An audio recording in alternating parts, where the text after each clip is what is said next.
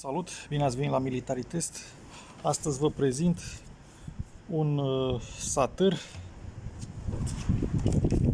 Vine cu o husă din piele ecologică,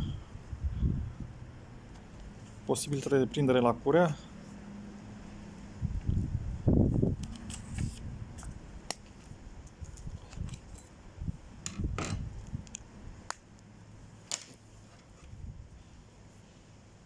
Este făcut dintr-o singură bucată de oțel.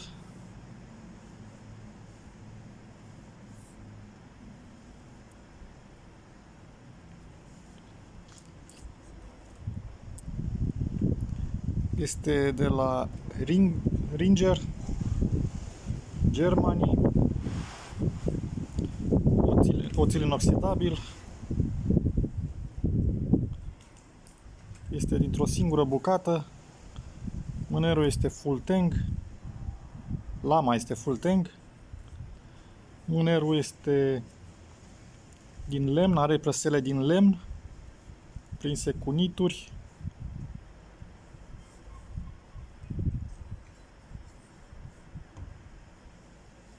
Este bine finisat.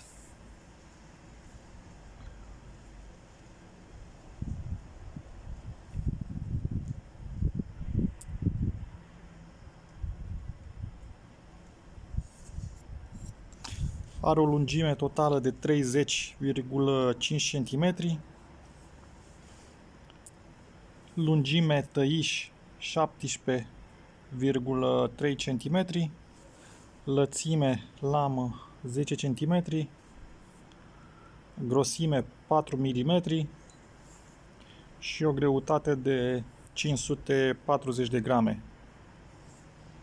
Este din oțel inoxidabil.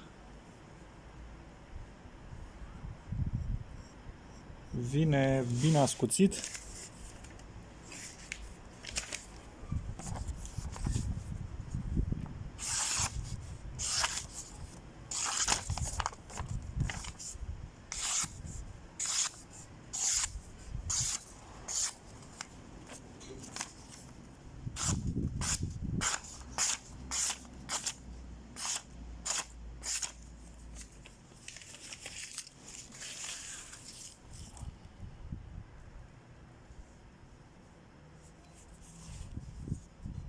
E foarte solid.